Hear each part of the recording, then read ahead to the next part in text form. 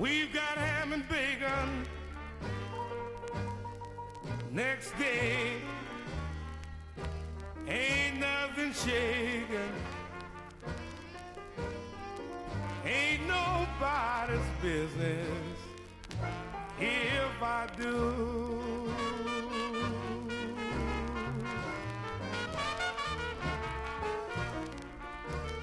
If me, my baby, fuss and fight, and the next minute we alright. Ain't nobody's business if we do.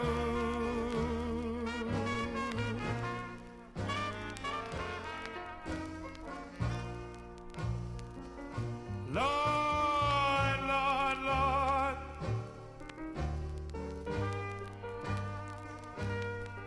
Lord, Lord, Lord, ain't nobody's business if I do.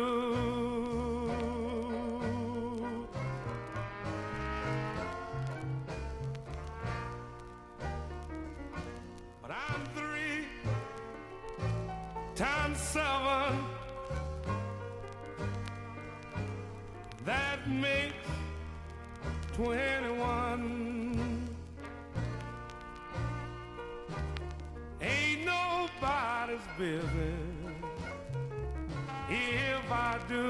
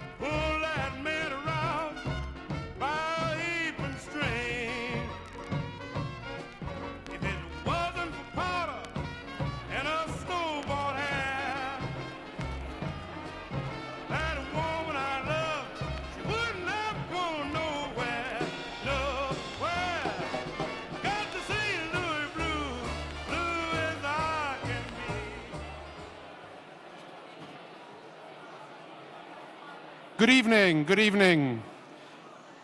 Good evening. Good evening. Good.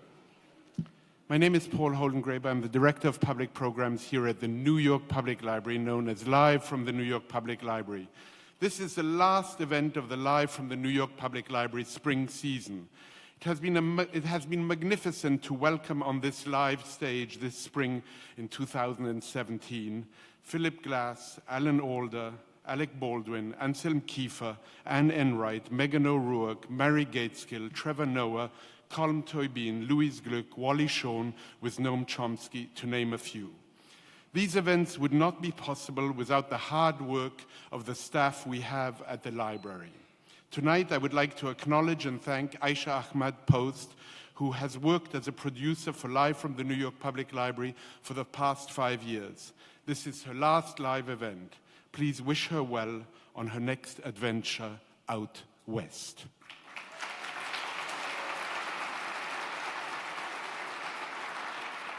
The annual photography program is generously underwritten by Manaz Ispani Bartos and Adam Bartos.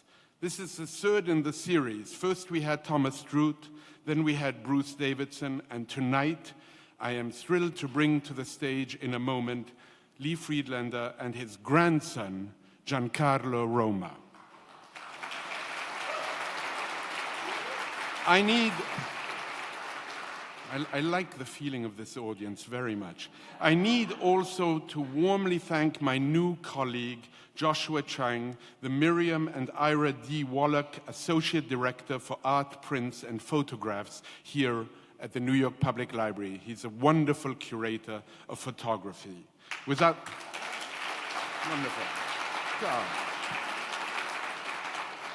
Without him, none of this would have been possible.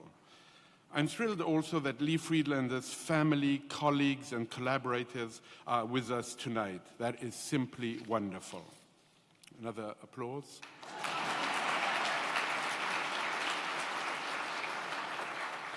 I would also like you to know that the Wallach Division here at the New York Public Library recently received a gift of the rare deluxe edition of Lee Friedlander's iconic 1976 book, The American Monument, from Friedlander's friend Neil Albert.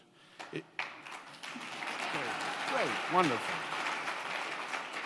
It will be on view as part of a recent acquisitions exhibition this fall and also brought back into print later this year by one of Lee's publishers, Eakin Press.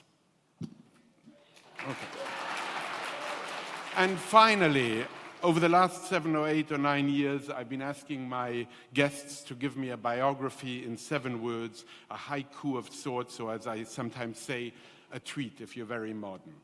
And so Giancarlo Roma's 7 words are architects of days that haven't happened yet. Okay. So, and Lee Friedlander's 7 words, those pictures aren't gonna be worth shit. Please welcome them.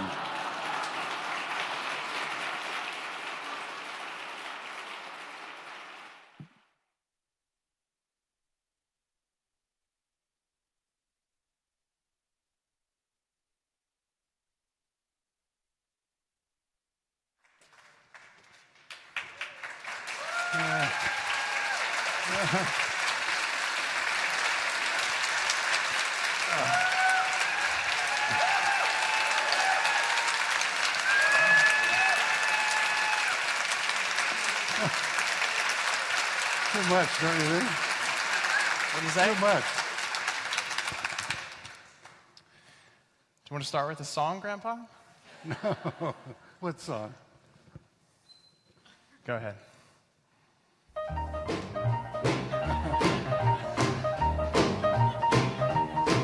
Get out of that bed, wash your face and hands. Get out of that bed, wash your face and hands.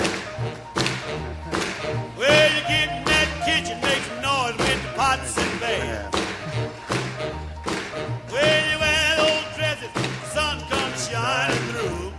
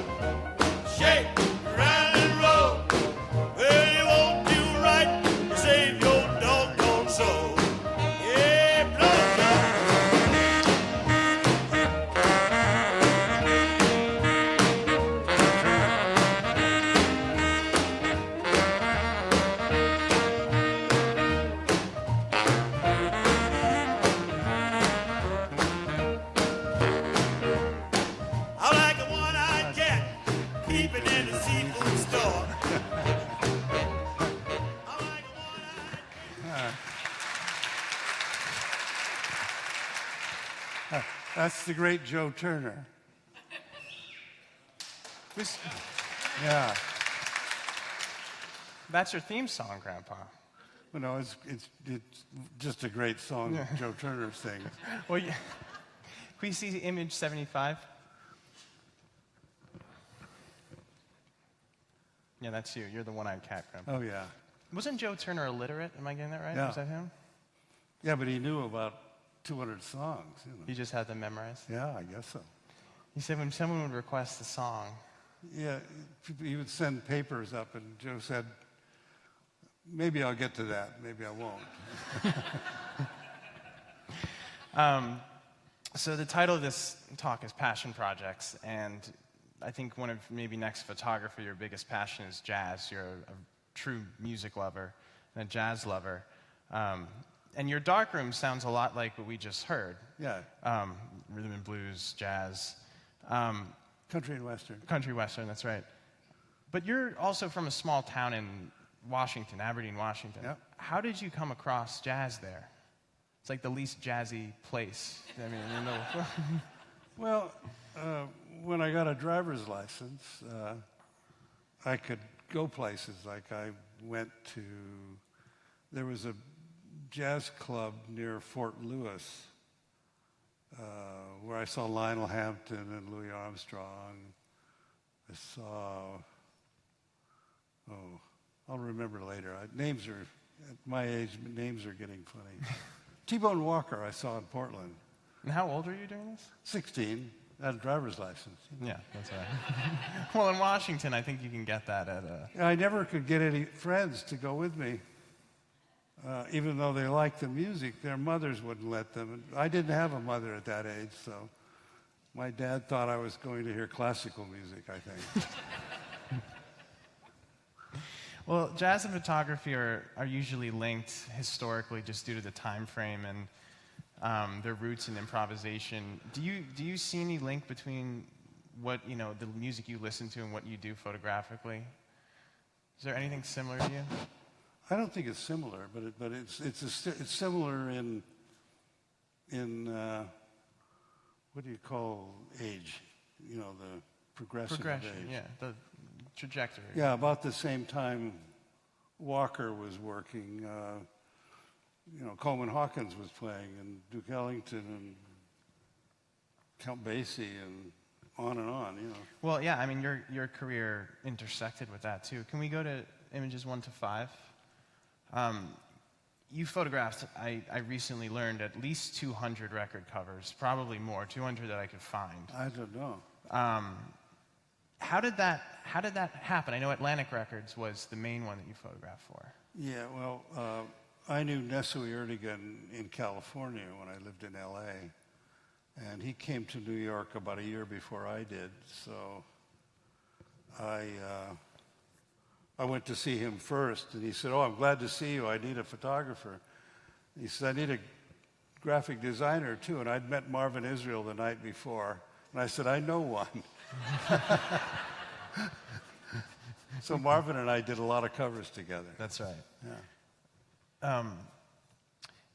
In this one, John Coltrane is obviously playing. Did you prefer to photograph musicians while they had their instrument in their hands? Not particularly. Yeah. But I did it, you know, often that's what they wanted for a record. So it cover. depended on the commission. Yeah, I suppose so. And another way your career intersected with jazz was with George Weins, you know, obviously Yeah. a dear friend of yours, Newport Jazz Festival. Yeah. Were you there for the first Newport Jazz Festival? Yes, I think so. Either the first or the second, but I'm not sure. And back then, that was in the heyday of the jazz festival. Oh, yeah. And I remember you mentioned once, that was when Mahalia Jackson performed, is that right? Yeah, Mahalia, it was a gospel program in the afternoon, and it was lightly raining, and the musicians were under, they didn't get wet, but the audience was getting wet, and Mahalia turn came up, and she took one step on the stage, the rain stopped. She did her numbers, and when she walked off, the rain started again. Mahalia knew something the rest of them didn't know. And I know you also you toured with, or you were on the Birdland tour. Yeah. Which was a real, gem of a moment in time. Yeah. That must have been, absolutely Amazing, wild. yeah. Especially the Basie band, because, all the band members often knew people in different towns, and they'd go out drinking afterwards. And the band at first would be a little, it could be a little, off tempo, and Right. Basie and Freddie Green would take about 4 minutes of playing, and everybody stood up. They got with it. Yeah. And that was, was that during segregation, or was that, were you able to? We didn't go to the Deep South, no. Right. And so you were on the bus with them, you stayed, in hotels with them. Stayed in the bus, yeah. Yeah. And I know part of your work photographing the record covers was you photographed some of the Alan Lomax field recordings. You go to 76? There's one in particular that always stood out with me, the Fred McDowell cover. He's really in the field there. Yeah, he was plowing. Yeah. Is that how you found? When you went, did you interrupt plowing? We found his wife, and she brought his guitar, and he stopped for a few minutes so I could photograph him. That's Mississippi. And then New Orleans obviously is something of a second home to you, and and Preservation Hall. Can we go to slide 46? How did you come to meet Alan Jaffe and get involved with Preservation Hall in the early days of it? Well, Preservation Hall was my friend Larry Bornstein's art gallery, and on Sundays he'd let musicians come into his gallery, and he'd pass his hat around to give them some money. And Alan and Sandy Jaffe came down on their honeymoon on their way to South America or Mexico. And Larry said, "Why don't you make it a business?" And I don't think they ever went to Mexico. They started doing it as a business. They never made it. No. And this photograph is Alan holding Benji, who now runs Preservation Hall, and that's Sister Gertrude Morgan. Yeah. So I have a sister, Gertrude Morgan, story. When I went to New Orleans a few years ago, you had told me that in her front yard, she obviously doesn't live there anymore, she's dead, but her front yard was covered in 4-leaf clovers. Yeah, and it stopped at the boundary. And it stopped at the boundary, and I remember Grandma said, "Lee, that's not true, that's ridiculous." And I have to be honest, I sided with Grandma. I thought you didn't know what you're talking about. Sure enough, Benji, he's not a kid anymore, but Took you there. Took me there. He said, "Close your eyes, bend down, grab a handful." I came back up with They're a dozen, all 4-leaf clovers. 100% 4-leaf clovers. So the magic is real with Sister Gertrude. Yeah. Sister Gertrude was pretty interesting. She's playing a tambourine, but God told her in a dream to not play her guitar, but to illustrate the Bible. And she didn't know how to do that, so she started doing it on shirt cardboards with black and white shoe polish. And then Larry Bornstein again gave her colored, paints. Yeah, and Larry and you were, you had a lot of involvement with Larry Bornstein too. Yeah. Like how did you? So you printed the Belloc plates. Yeah, and I got the Belloc plates from Larry too. Yeah, and so how did he come across those?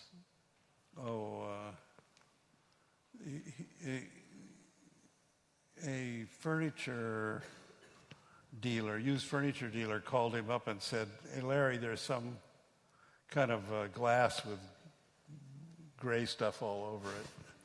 And maybe you could come over and tell me how to scrape it off so I could make a thing for planters."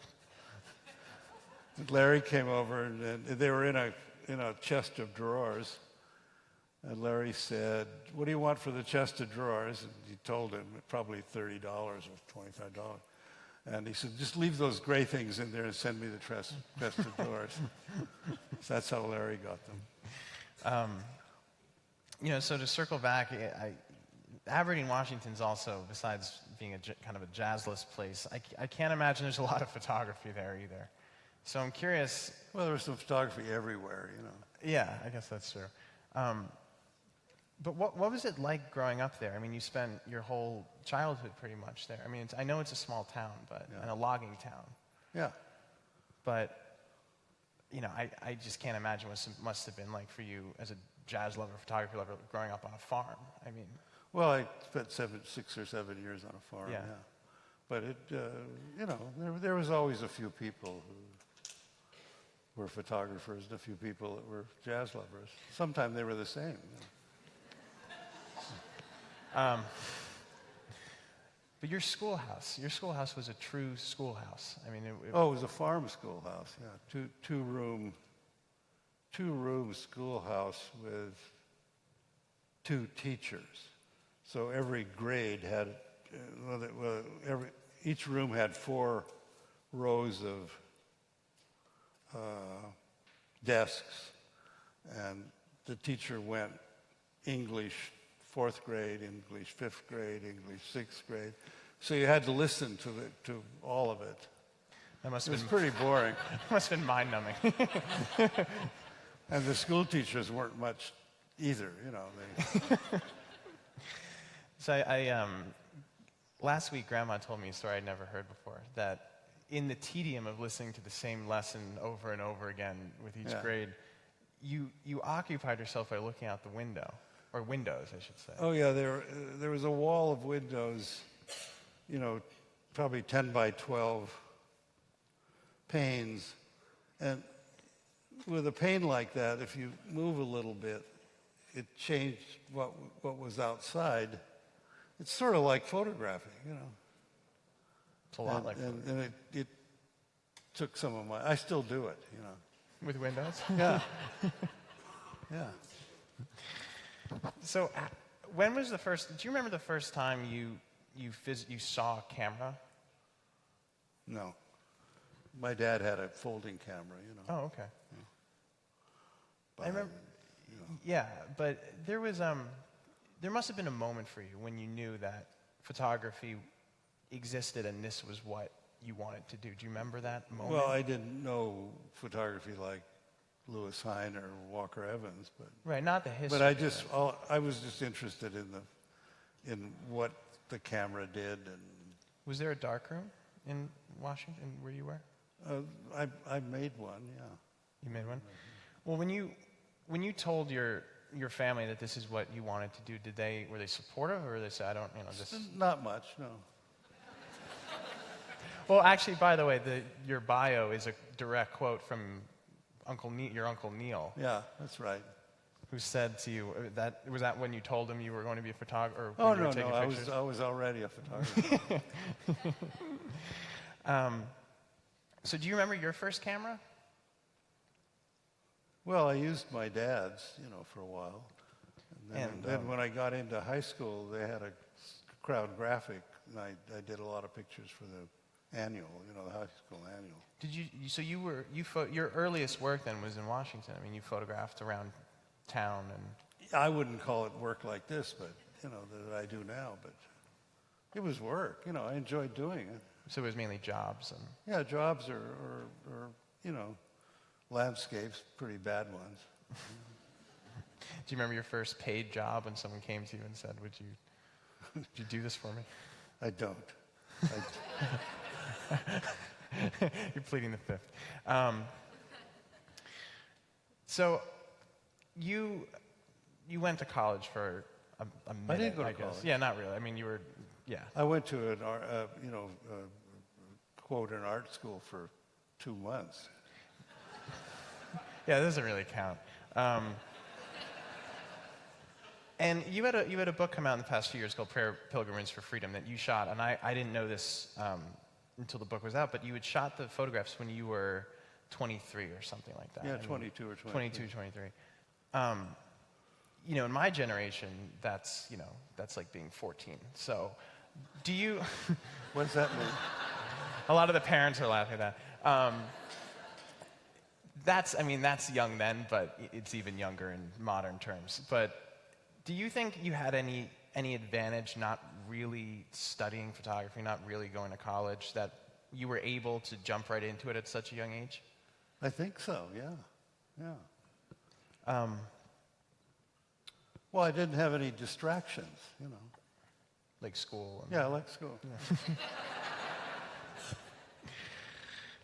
So eventually, I'm sure around that time you came to New York. You moved to New York.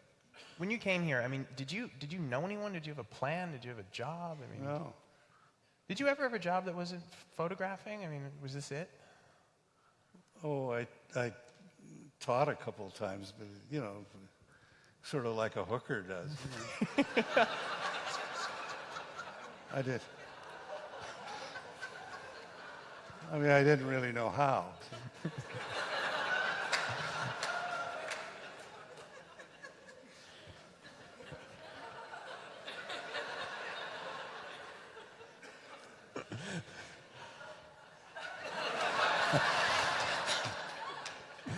I was going to say you learned eventually, but whatever.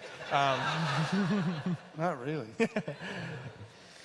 Well, it seems like a lot of your early work, down to the jazz covers, was commercial work. So that, I mean, from what I understand, art photography wasn't really a viable way to make a living, and there's no market for it. No, that's right. No. Actually, I remember you telling me that when New Documents came, New Documents, the MoMA show, just celebrated its 50th anniversary in February. When that show came up, so it was you, Gary Winogrand, Dean Arbus. Yeah. And there was a sale from that show. Yeah, we all got an inquiry from a guard at MoMA. And it was the only inquiry. And we all, Diane and Gary and I, got together because we didn't know we'd never sold a print. So we got together and decided that $25 was right. And that was the only sale we made.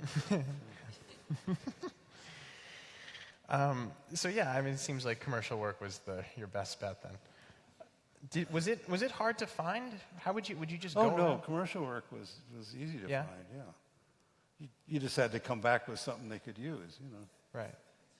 Yeah. So would you go door to door and just, I mean? Well, you went to give it away? magazines and to record companies and stuff. Yeah. And what did they look for? And I mean, did you bring a portfolio, or just that you were punctual, or? Very punctual was part of it. Yeah. If you didn't get there on time, you missed it. You know. Yeah, because I mean that's deadline work. Yeah. And you met Grandma doing that, from what I hear. Yes. I was meeting my friend Ben Schultz at Sports Illustrated, and he was late, and Maria came out to tell me that he was late, and we talked for a while. And I said, "Would you like to go hear Count Basie on Saturday?" And she said, "Yes, I would." And 59 years ago.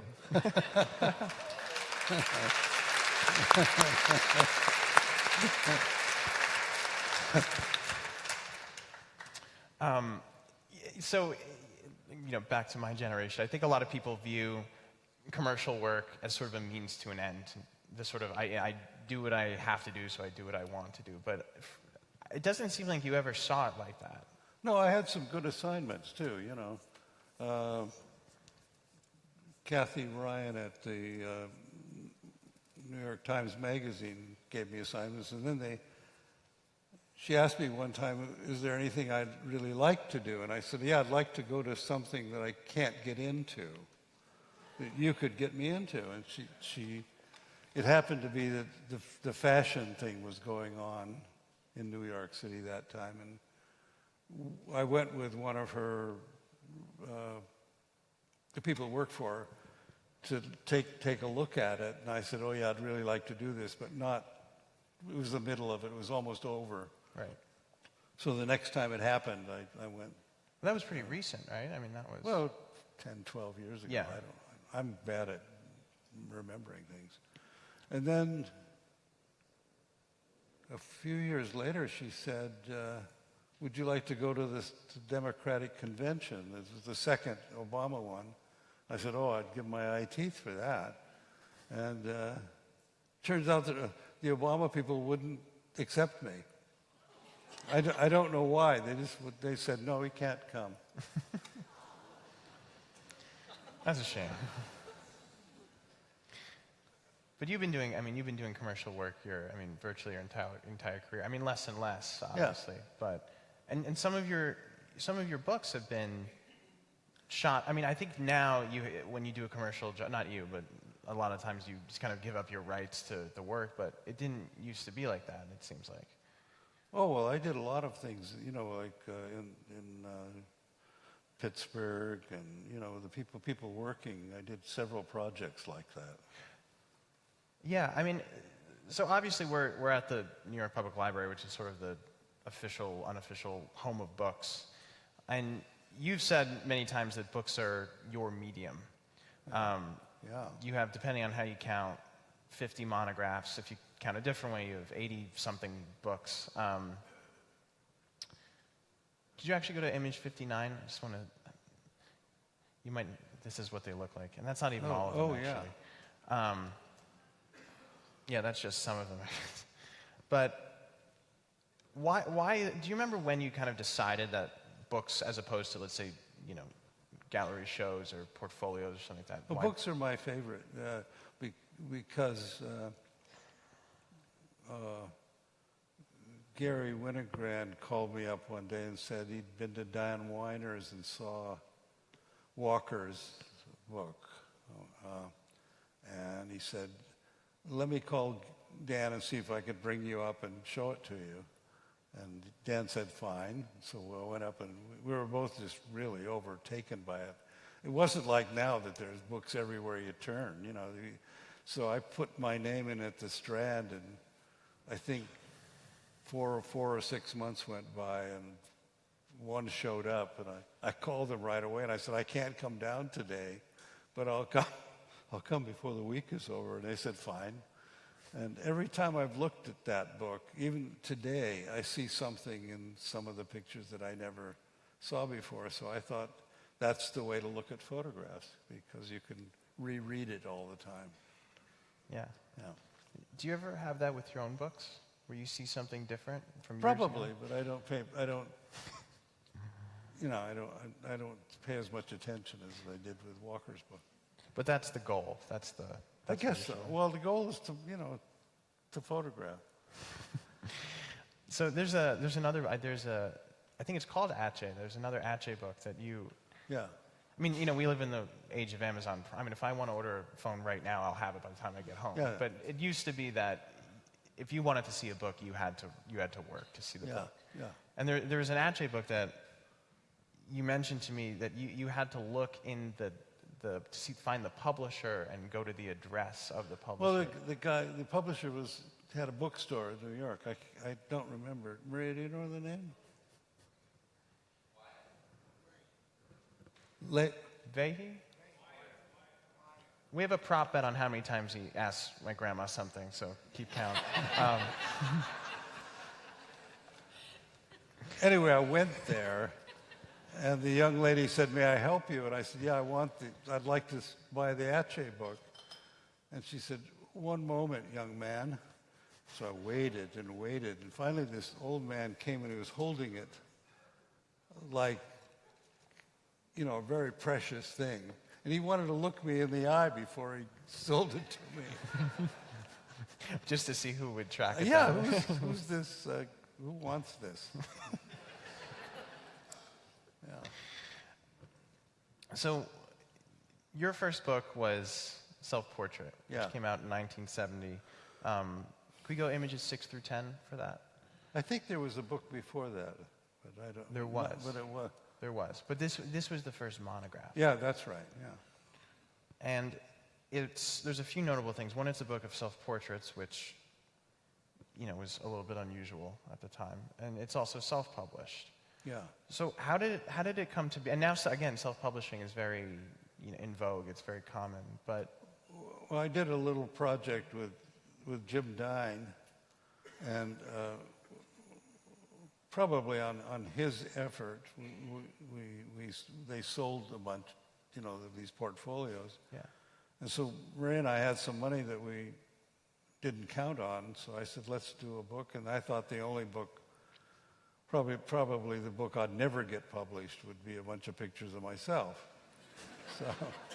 So I thought that's the apropos book to do. So that's how it came about. And how did you meet Jim Dine at the time? He wrote to me, I think, and wanted to buy a picture. And I probably charged him $25 too. That was your rate. I'm interested if you still and then keep that price. we became friends for a while, Yeah. And the portfolio you did was, I believe it's called Work from the Same House. Yeah. We'll put that up after. But that Work from the Same House was, what he meant by that, I think, was that your work sort of spoke to his and his to yours. And that developed must have been very quickly. I mean, you weren't friends before that, so you must have had kind of an instant. I don't know. That was his title. I didn't have anything to do with the title. Yeah.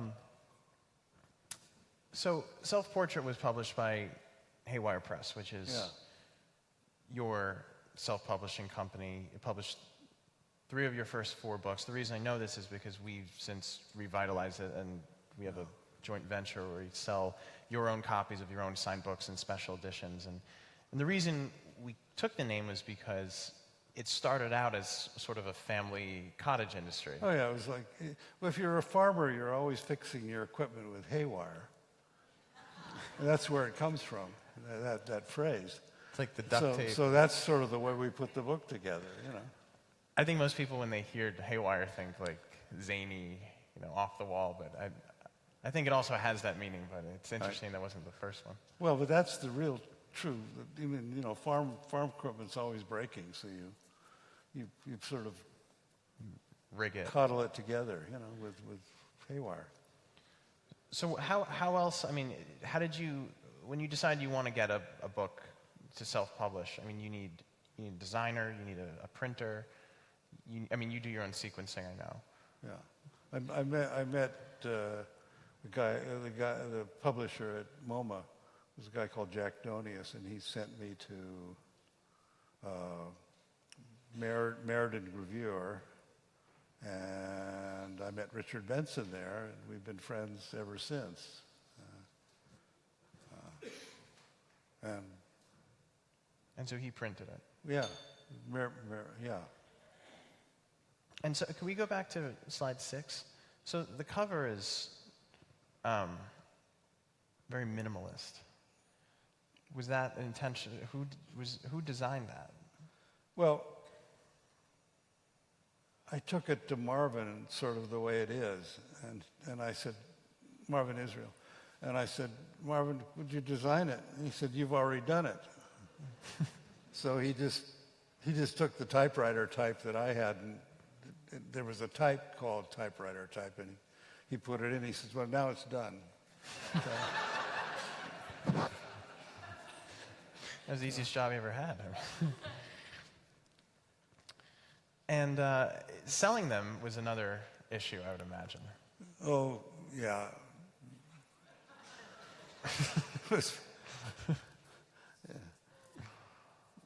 Maria did a lot of the selling, She would have to tell you about that. I saw, Grandma, your mouth open. I thought you were going to do it. Well, I mean, from what she's told me, it sounds like she went door to door to bookstores. And Yeah. I mean, you take a bundle of them into the city, down into this. I mean, you live a little bit north of the city, and just say, are you interested? And Yeah, it was pretty... but it seems like it was hit or miss. Yeah. It was kind of a haywire outfit. Well, as someone who now sells your books, it's a little bit easier now than doing that. Yeah. But after a while, obviously, Haywire Press wasn't needed, and you had other publishers publishing your work. Yeah. And when you go to make a book, do you have an idea in your mind of what you want to photograph when you go do it, or do you sort of look back at what you've done? No, I'm not good at that. But Which you know, I find pictures that I have already. I wouldn't know how to. I'm not very good with ideas, except backwards. If I see three pictures that I've done of the same subject, I think that's an idea. Maybe I should do 20, you know. Yeah. But it's kind of backward because I wouldn't be able to think of it as until it's done, till I've done a bunch of them. Does that make sense? It definitely makes sense. It's like self-analysis in a way. Well, where?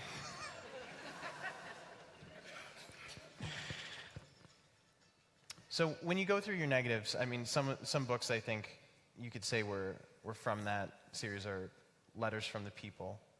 We should get those slides up. Oh, when we did portfolios, the double elephant ones. Yeah. Gary Winogrand went to Richard Benson's, who got him a lights enlarger, and Gary did his dodging and burning, and Richard and another guy put them through the developer and fixer and dried them and everything. So the day we took Gary up, he had a little box with his dodging and burning materials, and he opened it, and then he had he started putting things on the enlarger: a rabbit's foot, a rosary, and a bolo tie. He said, and Richard and I looked at each other, biting our lips to keep from laughing, and Gary said, "It can't hurt."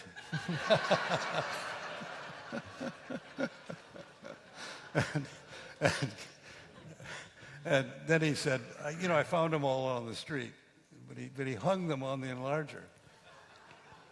So we're all,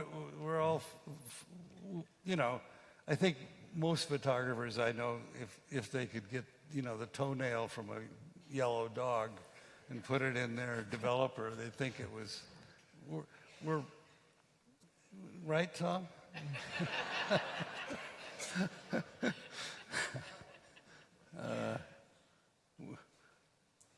We're full of hocus pocus.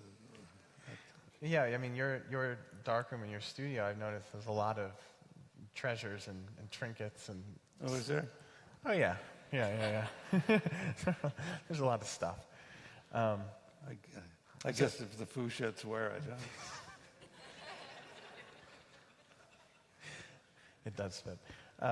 So these are, on the screen are some photographs from Letters from the People, and that's a book of sort of found letters and numbers on the street, graffiti, signs. At what point did you realize that you were doing that? I mean, was it subconscious and then After C. Yeah.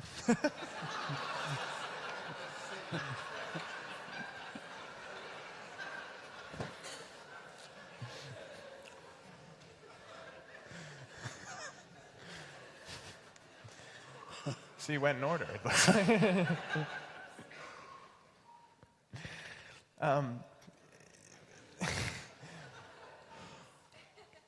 Through all your books, in your bodies of work, it's probably harder to find a theme that you haven't covered. Landscape, nudes, flowers, self-portraits, family, jazz, the list goes on. But the sort of common theme for me has always been America. Oh, yeah. That's sort of what's always linked to your work, is this idea that it all took place here. You've actually, whether you know it or not, coined the term the American social landscape like 50 years ago. if you remember saying that, what does that mean to you? What is that? Oh, it means that street. You know, like that. Yeah. I guess. Well, yeah, go on. It just came to me. You know, woo. I'm not. I don't know. Well, you mentioned to me once that, and because you photographed abroad as well, but it Did what? you photographed abroad in Europe and in India and other places. Yeah. But and you know, they have their own social landscapes, but your photographs there don't resonate with you the same way as they do here. Well, I don't know. I'm in the process of trying to figure that out. Oh, right now. Yeah, I'm printing from out of the country. I'm curious myself. I always came back, and I was so happy to be back. I never printed much. Well, that's telling in its own way. Well, it doesn't mean I didn't know anything, you know. Oh, no, of course. Can we go 11 through 15? So one of your most well-known and, to use a pun, iconic works is American Monument, which contains photographs of everything from Father Duffy in Times Square, which anyone who's been to Times Square is probably seen, to, you know, the most random local town hero, you know, on the side of the road. What drew you to photograph monuments as a theme rather than just the most famous ones? Why group something like that in Well, it's the same thing I said.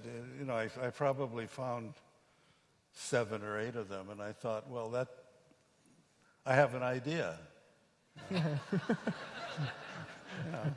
It seems like the idea is find you rather than the other way Yeah, around. no, it's backwards. It's completely ass backwards. You know? So there are monuments in this book from all over the country. Yeah. It's one of if you did a map of them, it would be really interesting, actually. But how is it that you did you intentionally go out looking for monuments, or were these just factored into? No. We would often travel in the summer. We had a camper with the kids in Maria, and we'd go places. Incidentally, that one got stolen, and it's been redone. The photograph was stolen. No.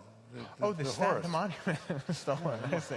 It's like, we got to find it, Grandpa. I mean, we can't stand for that. No, they redid it, but somebody stole it and, you know, probably sold it for brass or something. The horse. Yeah.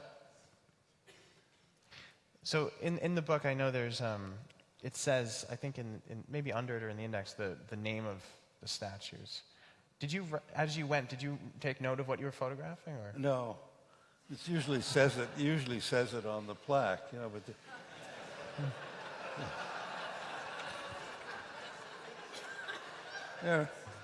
there were a few we didn't know, and Leslie Katz's assistant wrote. Some of them came back and said, "Well, the name of the monument is this, but we think we have a better picture for you." And then one old lady was trying to read the monument. She fell in the water that was around it. Or the fountain. So there are a lot of funny stories about that. Well, going across the country in the camper, was that just for? I mean, that wasn't a photograph. I mean, you photographed, but it wasn't a trip for photographing. You were going on. Well, it was. You know, we would visit friends. We would visit relatives. You know. Yeah. So your life and your work. But we went. I went for photographing. Yeah.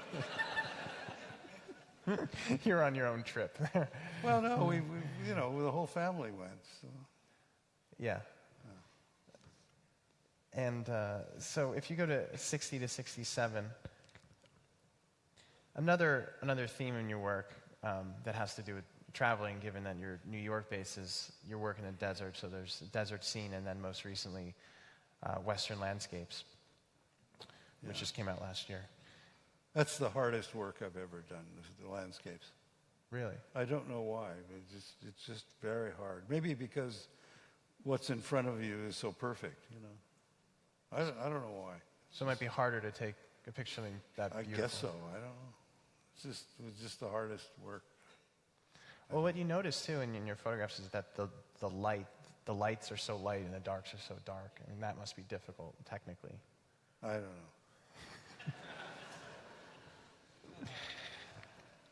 So I mean, the deserts are obviously, Bright, yeah. yeah, they're bright.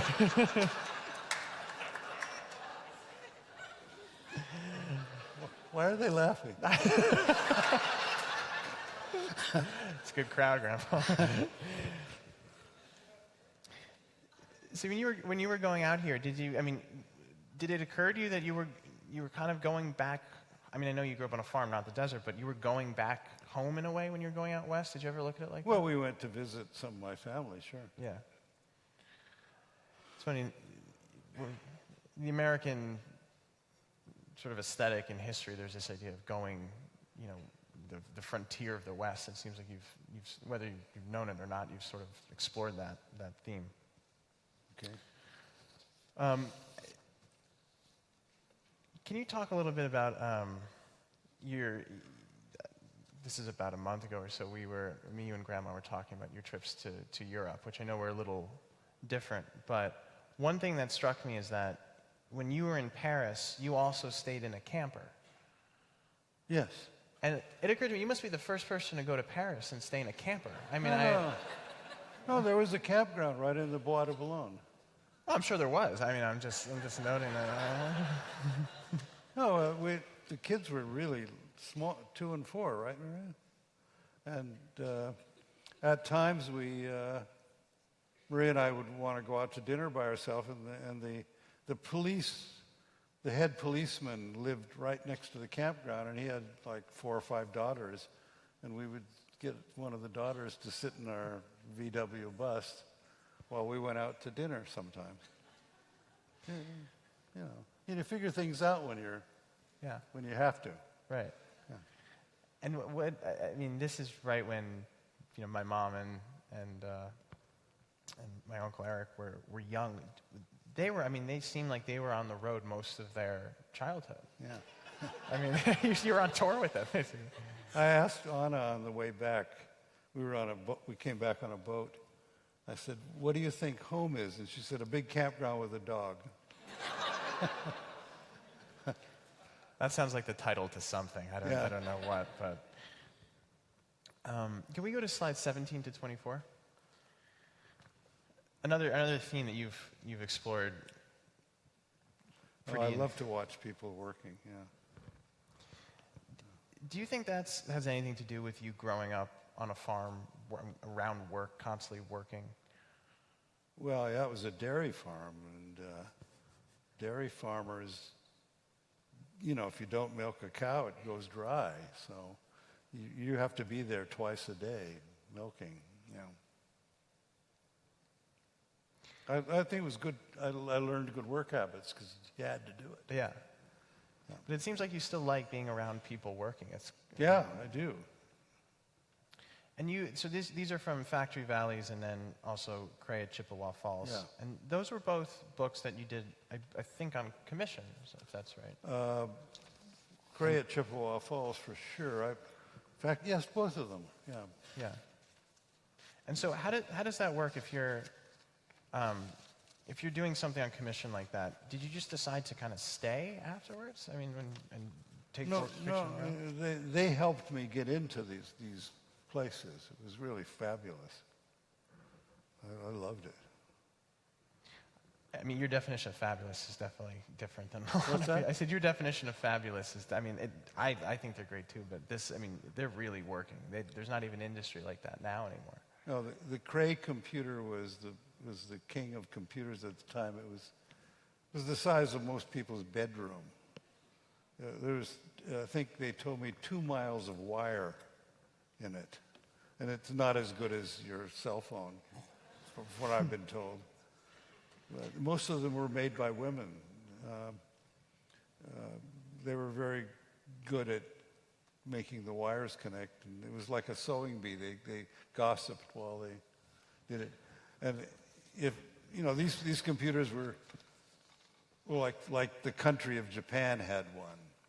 And if it broke, they had their own plane, and these grandmothers would go with a little satchel of tools on the plane and go to Japan to fix the computer.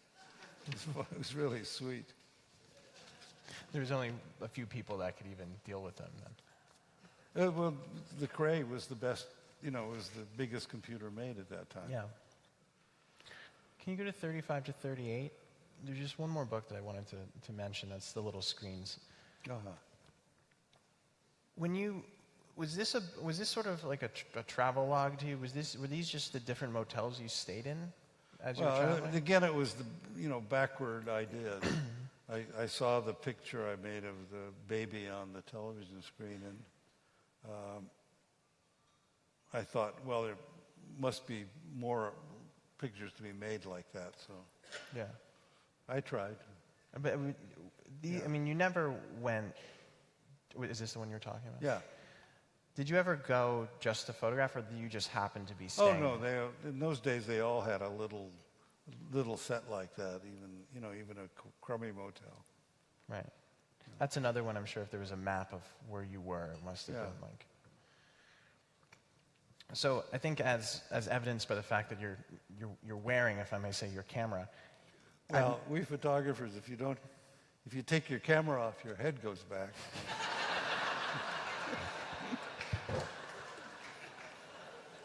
I thought it would be impolite.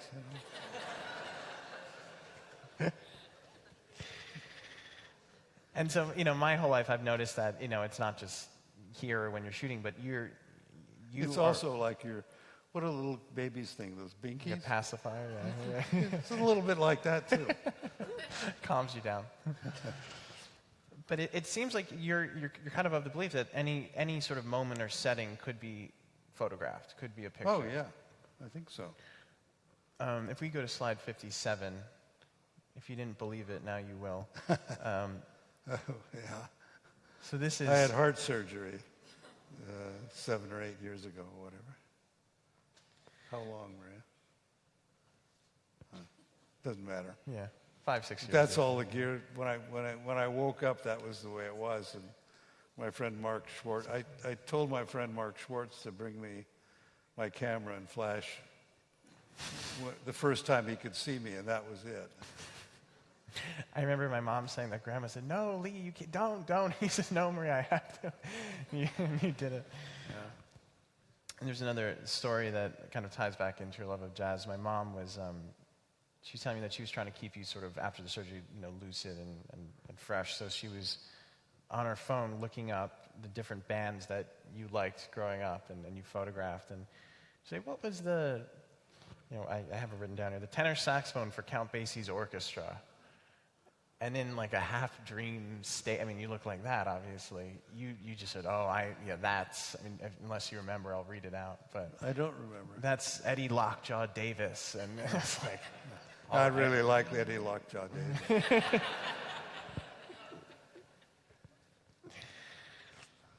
I've heard you say before that you attribute a lot of your success photographing to luck, and that... Yeah. And I was wondering what you meant by that exactly. Well, you have this tool, and then you have luck. And that's about it, I mean, it doesn't take much to make a picture. You just do that. It's even easier now with the digital. And I know that you've said photography, even besides that, is something that has sort of brought you out into the world, and it's something you could do. I mean, people don't think of it this way, but it's labor that you perform outside, and it seems to have taken you a lot of places that you kind of wanted to go already. Like you wanted to go to the factories, and Except the Democratic Convention.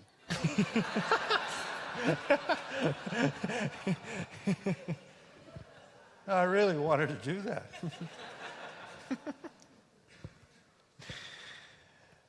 So something that's sort of remarkable about your work is that you have sort of a team around you that you mentioned Richard Benson, meeting him on your very first book. Actually, if we can go to slide 47. You sort of have a team and this is your photograph, obviously, Richard Benson, but Is there something about working with that? I mean, you have Richard Benson, Thomas Palmer, Katie Homans, who's here. Yes. Is that fun? Is that like being in a band to you or something? I guess you could think that way. I mean, I've worked with Katie Homans for, I thought it was 20 years. She said, no, 40.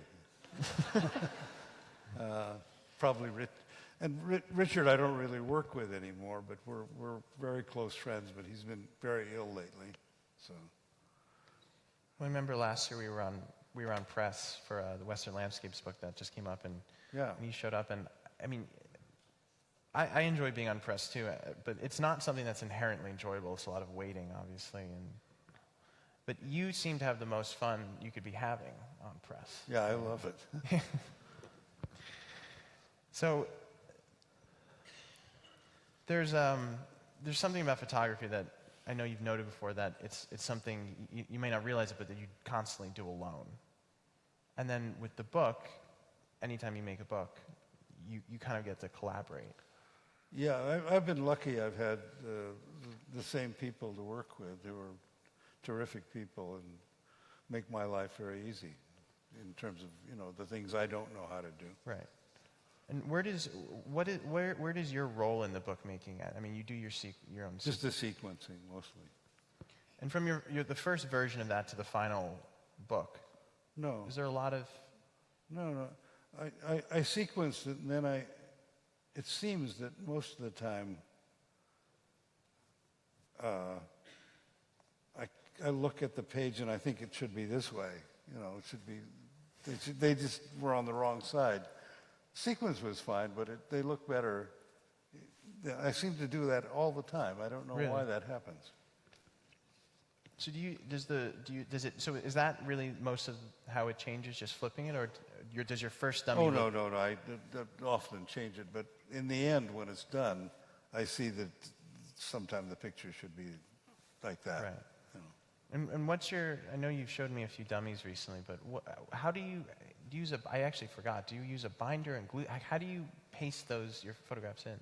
Oh, I Xerox them, and then I put 3 ring holes, like for a notebook, on both sides, so I can then do this, The hand job. in a binder. Yeah. And what are you working on now? I mean, one thing that bears mentioning is that you have no plans of slowing down. I know there's a lot in the pipeline. I mean, well, I'm slowing down. There's no question. Well, you wouldn't know it. I mean, I'm going to be 83, and I don't have the energy I used to have. But your next book, I know, is Chain Link. Is that right? That's coming out. Yeah. And that's a book of chain link fences. But what else do you have, as you might have guessed? Well, I have a couple books, a party book, and hopefully a workers book, and I've got possibly a pickup truck book. Is that a book of pickup trucks, or? Yeah. Okay, just making sure. So, if we could go to slides 45 to 54, just go through them. Another thing you photographed is portraits, and this isn't even your first portrait book. This is just the more recent one. But a lot of the people in there, including Richard Benson, we just saw, are friends of yours. Yeah. Do you find it harder to photograph friends as opposed to strangers? No. Is it easier? I don't know. Well, photographs are made very quickly. It's a 100th of a second or less, and the camera doesn't care whether you're photographing a tree or a forest. It's the same. It takes the same energy. Right. So, yeah. And when you're sequencing a book like this, when you're going through, do you prioritize the people that you were closer with? Because I mean, I know there's so many pictures to choose from with all your books at this point. I don't know. Well, there's also, besides you photographing your friends, there's also there's a few pictures of photographers who photograph you. You can go to slide 55, very quickly. And this is Richard Avedon. Yeah. And I believe there was a bit of a misunderstanding when, when he asked to photograph you. Well, I told him if he wanted to photograph me, I wanted to photograph him. And he said, fine. He didn't realize that I wanted to do it at the same time.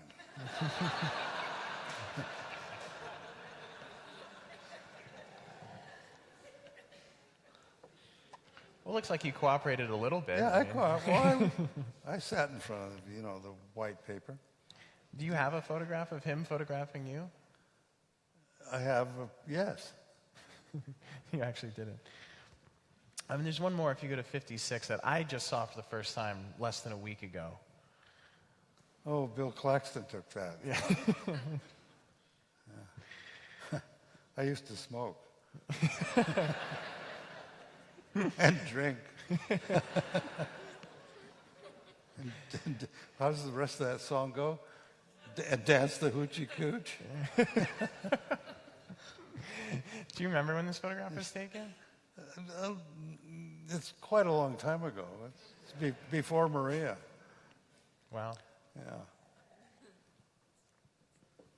So in keeping with this idea of your friends, I reached out to a few people, a few family friends, and had them submit questions, if you wouldn't mind. It's like a variety show, like we're going to a different portion We'll now. see. All right. So this one comes in from Benji Jaffe, who we saw on the lap of his father earlier. And he wanted to know what it was that brought you to New Orleans the very first time. Oh, I went with Nesui Erdogan.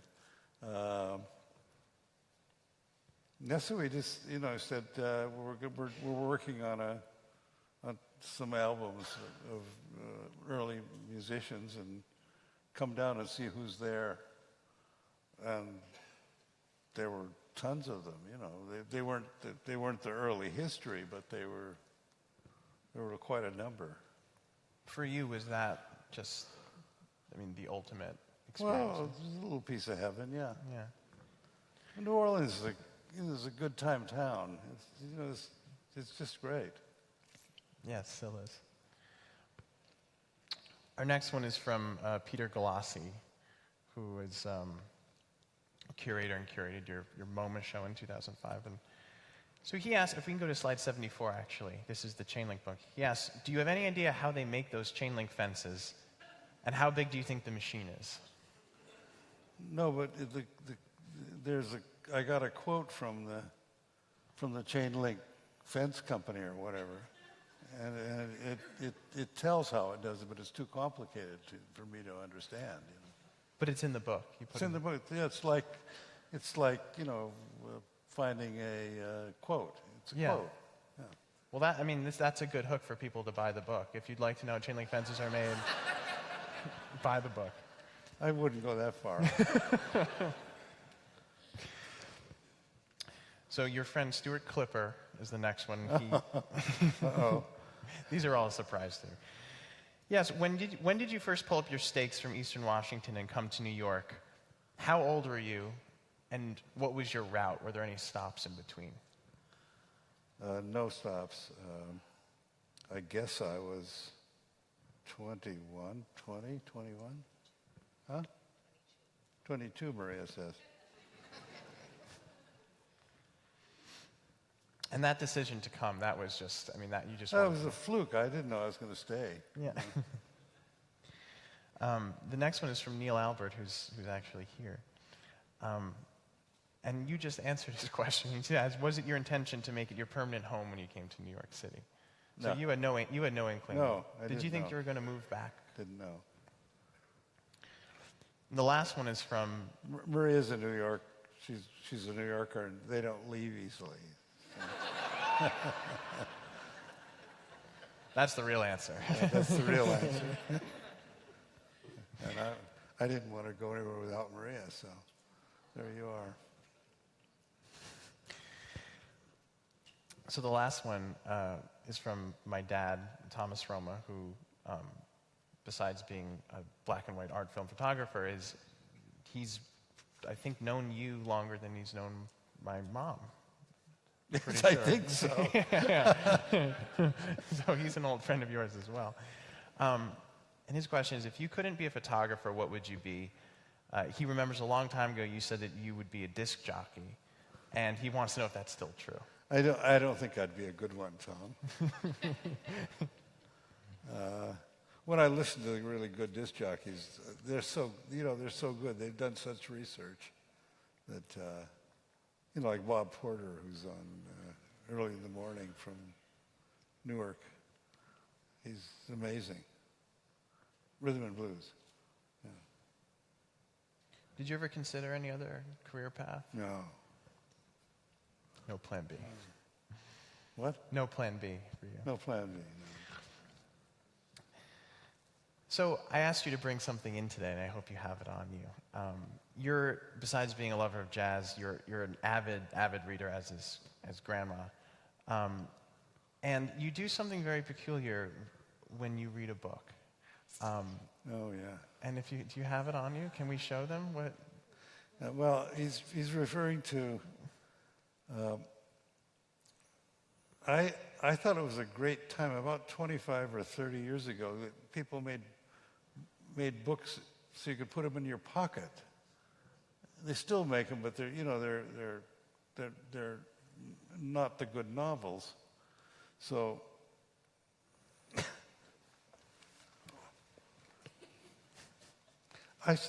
This is a pocket book. This is half of a book of. I'm rereading Anna Karenina. I first cut the book in half. It was double. Then I cut the borders off. Well, it's not so funny if you want to put a book in your pocket. You make it happen.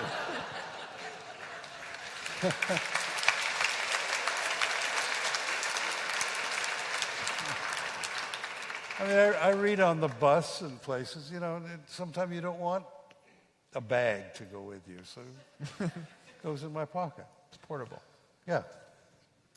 And the gray part of this is folders that Frankel Gallery sends me.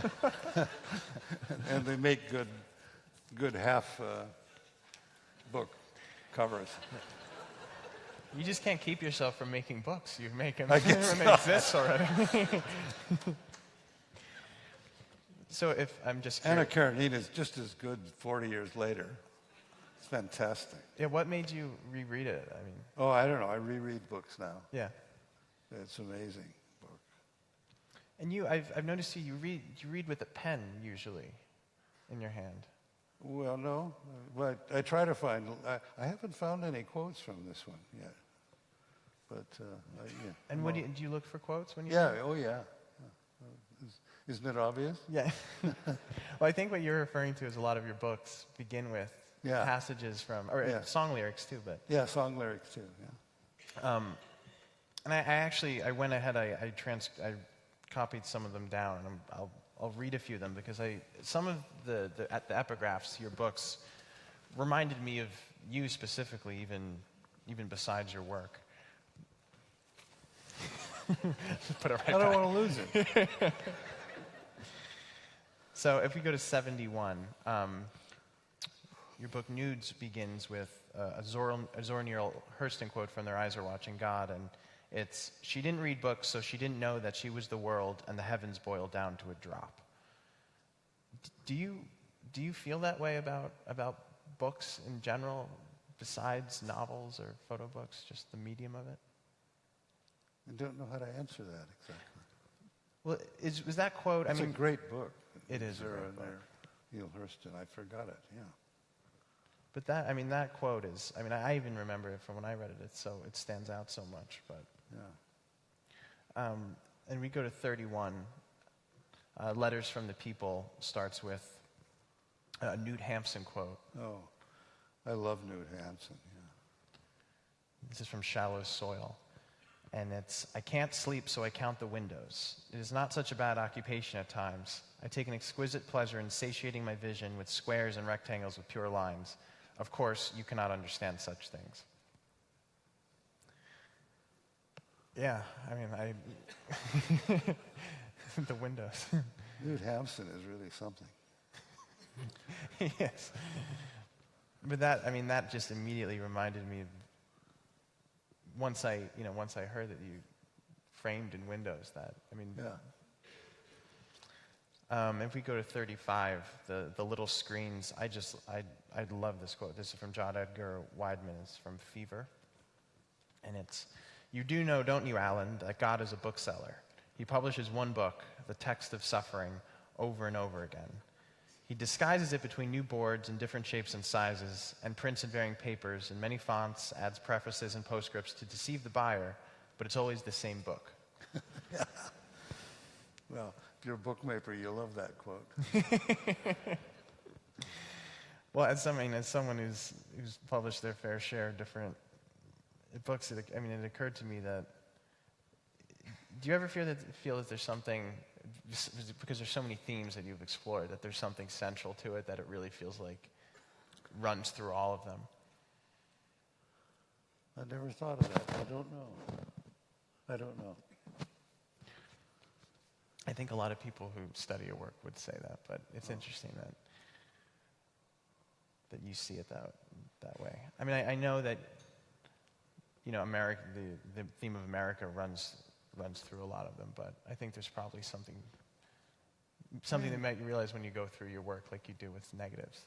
Maybe so. I don't know.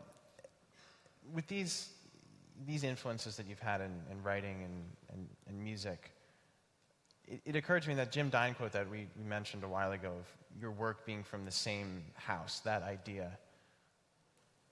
Do you ever think of your work like that with someone like John Coltrane or Ray Charles? Do you ever think of it coming from the same place or trying to get to the same point? Well, I'd like to think like that, but I don't. I don't know. I remember when one of the things that Haywire Press in its new iteration with us offers is a set of the first 50 of your books, which the 50th just came out a couple of years ago. And I said, Grandpa, I think we'll do it like a box set, almost like a Ray Charles box set. And do you remember what you said? Well, I don't. He said, I think I'd prefer the Ray Charles box set.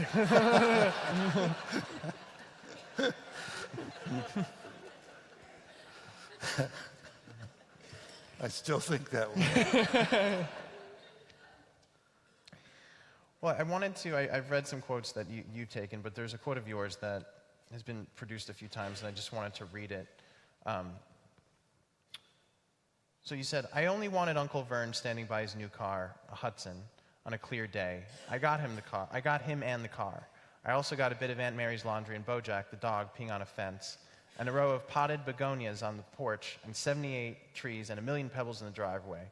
It's a generous medium, photography." Do you remember saying that? Yeah. What did you mean when you said it was a generous medium? Well, you got all that stuff, and all you really wanted was the Hudson car.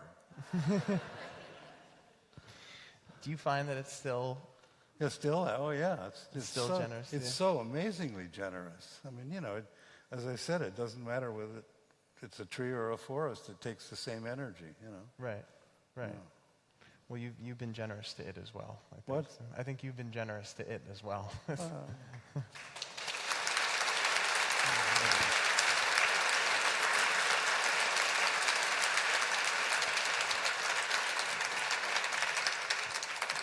I've just had a good time.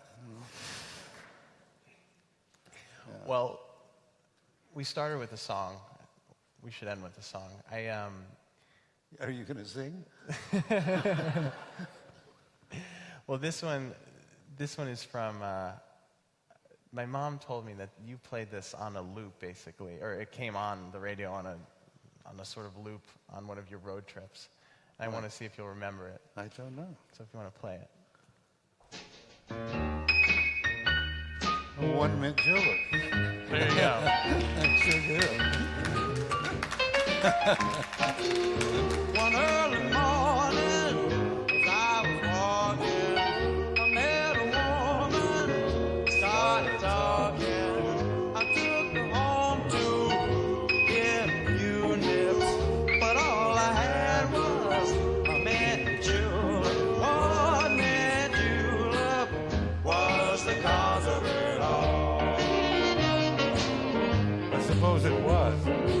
don't remember just how it started, but all I know is we just parted. Was one mint julep the cause of it, Grandpa? Is that what we learned? It could be.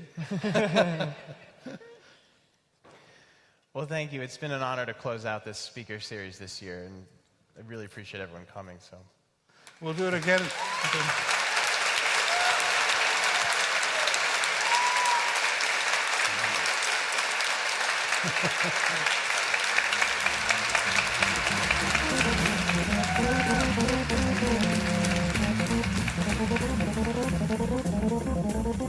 Thank you.